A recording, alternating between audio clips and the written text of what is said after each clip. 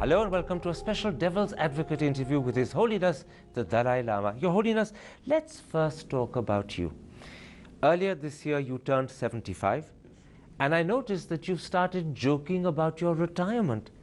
Are you seriously thinking of retiring? Oh, yes, of course. Actually, 2001, we already achieved elected political leadership. So theoretically, almost, I think, more than 400 years of tradition, Dalai Lama institution is both head of temple and spirituality that theoretically end. Since then, my position is something like semi-retired position. The major decisions in the hand of that elected sort of political leadership, like that. So now, in order to utilize fully democracy, I felt better I not involved in any sort of these works. Of course, I can devote it to other sort of field, promotion of human value and promotion of religious harmony. So I'm thinking retirement. Do you have a date when you want to retire? No. So it is. Firstly, I have to discuss with our exiles or the parliament. I want to inform them my intention. Although I briefly mentioned already. So only after you discuss will you decide a date. That's right. But it is not something that's going to happen soon. Well, I think within next I think 6 months. I think will be. Within 6 months, you will retire. Okay. No, I have to discuss. And then, when do you think the retirement will happen? I don't know. Perhaps I think next few months. I think maybe. Okay. The critical question is, what happens after you retire? Once or twice in the past, you have suggested that the institution of the Dalai Lama might end with you. Yes. What's your thinking today? Will there be a 15th Dalai Lama, or will you be the last? Obviously, if my death is to come the next few years, then I think most probably the concerned people, including Mongolian and also the Himalayan range of Buddhists, they want to keep this institution. Then 15 Dalai Lama will come. But say after 20, 30 years, suppose we return and things become normal, and then there could be such circumstances. Majority of the Tibetan people feel now no longer relevant in this institution, then it will end. The key question, of course, is how will your successor be chosen? At the moment, Tibet is under Chinese control, and the Chinese are not sympathetic to the institution of Dalai Lama. Oh, no. I think the Chinese very much concerned about next Dalai Lama's reincarnation. I think they are more concerned about next Dalai Lama than me. But do you think the next Dalai Lama should be chosen in the traditional way, or do you need to make changes to the process and the rules? That also up to Tibetan. Many years ago, I made clear, if Tibetan people, population, majority of them want to keep this institution, then the next question is how to choose the successor. Whether should follow traditional way or some new way. All this, I think more than 20, 30 years ago, I expressed openly like that. Many people feel that the critical decision should be taken by you in your lifetime. They say, given the present circumstances, you should nominate the next Dalai Lama. Are you prepared to do that? I think for the moment, the next Dalai Lama, not hurry. Not hurry? My health quite okay. So we can wait another 15, 20 years. Then we'll see.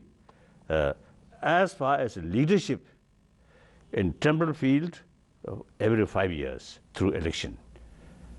Of course, while we remain outside. As the exile community, and then spiritual field, Also, you see, all Tibetan different traditions of spiritual tradition, the very healthy younger generation now there. So I have no worry. But I notice from your answers that you are reluctant to nominate your successor. You feel you shouldn't have any role to play in that. Am I right in that understanding? No. If, you see, people really want to keep this institution, then at the time, you see, my sort of death or too old, then if necessary, some kind of the deputy Dalai Lama or something, I don't know what kind of appropriate name, I don't know. Even I alive, too old, but you see, my commitment, the promotion of human value, promotion of religious harmony, till my death I committed. So in these fields, if necessary, someone carrying my sort of work, can be my name, can be a deputy. That's possible. If the next Dalai Lama is to be chosen in the traditional way, should he be discovered only from within the territory of Tibet? Or can you also permit Tibetans in the diaspora living outside Tibet to be considered? So that's, since many years ago, I made very clear, if my death occurred while we remain outside, then logically the reincarnation, new reincarnation, the very purpose of the new reincarnation is to succeed the work which started by previous life. So logically, certain sort of struggle we carry, so my reincarnation should be something to carry continuously about my sort of struggle. So therefore, logically, reincarnation will appear outside Tibet. So logically, the reincarnation will be outside Tibet? Yes, that's logically. And of course, Chinese may choose another Dalai Lama, like present two Panchen Lama, one official Panchen Lama, one another Panchen Lama. So, but I think they almost 80–90% Tibetan don't believe this is official Panchen Lama, and many Chinese also, they usually say false Panchen Lama. Chinese word cha Panchen, they say like that. One further question about your successor. Is it necessary that the next Dalai Lama has to be a man? I noticed recently in Toronto you joked that it could be a woman. Were you serious or was that just a joke? Oh, serious. No, this is not new. I think more than 20 years ago, the first question has come when I was in France, Paris. There's some women's magazine. You see, in order to, there's some article about me. You see, this question come first. At that time, I told, it's possible. If the circumstances are such, female reincarnated person more effective, more useful for serving Buddha Dharma, why not? And more beautiful. Oh, yes, then that's I joke. You see, then I add, if you see female Dharma come, must be very attractive. That I a little bit joke. But you know, I think among Tibetan Buddhist tradition, on high female reincarnated Lama, I think more than 700 years, 700–800 years. Are you confident the people of Tibet will accept a female Dalai Lama? Will there not be any resistance to the idea? I don't think.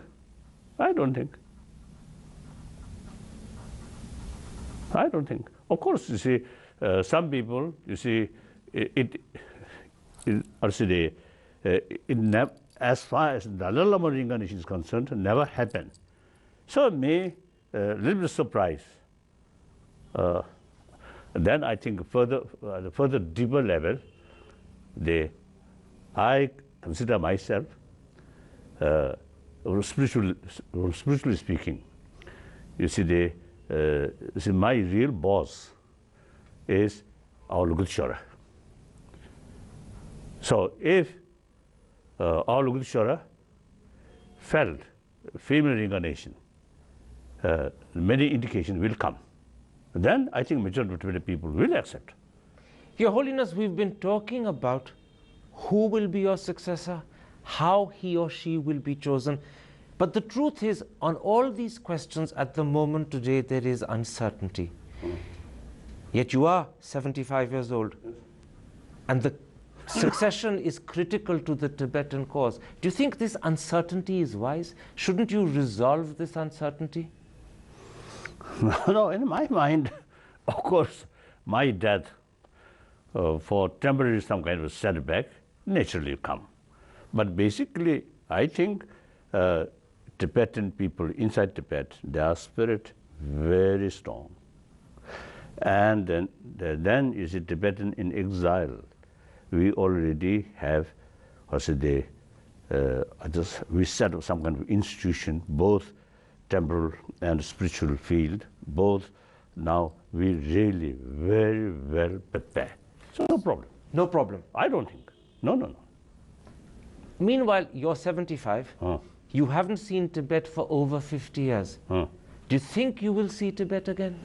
Then I feel, because, if Tibetan problem is due to civil war, then more difficult. But this is not that. This is, the problem come from the Chinese side. And in China also, not Chinese people. Only government? Oh, only government. And even within the government leadership, there are different sort of opinions. So you are confident you will see? So this, I think some hardliner sort of thinking change. And within a few days, we will find a solution. There's no problem. So you are confident you will see Tibet again? Yes. God forbid you die before you return to Tibet. Will you die unhappy? Not necessarily. Not necessarily. That is, when we become bhikshu, theoretically no longer attached with one's own family. The small family, that's a real family. Big family is one's own nation. So that attachment has gone? No. The important is one's own sort of daily life should be meaningful. That's now why, now 51 years now here, as a refugee. But you see, the government of India and people of India, and also many parts of the world, I have plenty of friends. And seems to say I made some contribution for regarding peace of mind, individual level, and then also harmony among the different religious traditions. I made some contribution. So I feel very happy. Your Holiness, let's take a break at that point. When we come back, I want to talk to you about the situation within Tibet today. Okay. How do you view that? That's in a moment's time. See you after the break.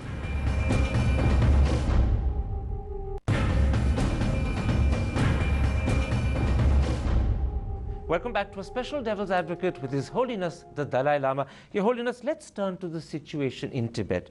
Last month, there were news reports that the Chinese are limiting the use of the Tibetan language in schools. In fact, Free Tibet has said all subjects will be taught in Chinese and all textbooks will be in Chinese. The use of Tibetan is being systematically wiped out. How do you respond to that? This is around 86, I think. Late Panchen Lama there, and also Mr. Ngabe also there, is headed by these two persons, and some meeting in autonomous region of Tibet, the official there, they decide next year, that means 87, the all official language in autonomous region of Tibet should be Tibetan. Such period also, you see, happen. But then, afterward, you see, these talks completely disappear. Then, Tenguyen, the party secretary, very hardliner, he came, and one party meeting, he actually mentioned the ultimate source of threat of Tibet being separate from mainland China is Tibetan Buddhist faith. So recently, I met some Tibetan who are working in Tibetan, the university in University of Lhasa. So they told me, before Tenguyen came, you see, in university, Lhasa University, they carry some versus the classical text, they say very useful, very interesting. But then after Teng Guiyan's new policy, all these stop. Only the translation from Chinese book. Then they say, not much interest. So, and then at that time, some Tibetan express now some kind of semi-cultural revolution is coming, they say. Then in cultural revolution, real cultural revolution, in some Tibetan area, even some village, within 15 years, Tibetan language wiped out. So that is now, now seems to see that now becoming clearer. In fact, it has gone one step further. At the end of October, the Chinese government issued a circular. It was called Regulation on the Administration of Tibetan Buddhist Monasteries. And the circular says that from the 1st of November, no monks, no monasteries can keep an association with individuals and organizations outside the country. Is this a deliberate attempt to cut your links with Tibet? Actually, I heard last year, you see, the autonomous region of Tibet, you see, some Chinese sort of hardliner, you see, they are thinking, they have developed some kind of idea, the old monastery should be like museum. Only few monks as a caretaker should not be learning center. So that I heard. Then restriction, where you see, describe usually, you see, last now more than 20 years, I describe whether intentionally or unintentionally some kind of cultural genocide is taking place. Cultural genocide? Oh yes, some kind of cultural genocide, whether intentionally or unintentionally. If you carry more research work, you will find these reasons. So Tibetan culture, Tibetan religion, the Tibetan language, they are under threat. Oh yes. Can you fight this? Can you fight this? That's why, you see, we are trying to achieve meaningful autonomy. But the Chinese within the People's Republic of China. But the Chinese are sitting in Tibet and wiping out your language, and now they are trying to wipe out your culture and your religion. They are trying to break the link between the Dalai Lama and the monastery. But these policies are unrealistic policy, will not succeed. You are confident it will not succeed? I don't think. No. So China will fail and Tibet will survive culturally, in religious terms and in linguistic terms? Certainly. Dalai Lama, a pleasure speaking to you. Thank you.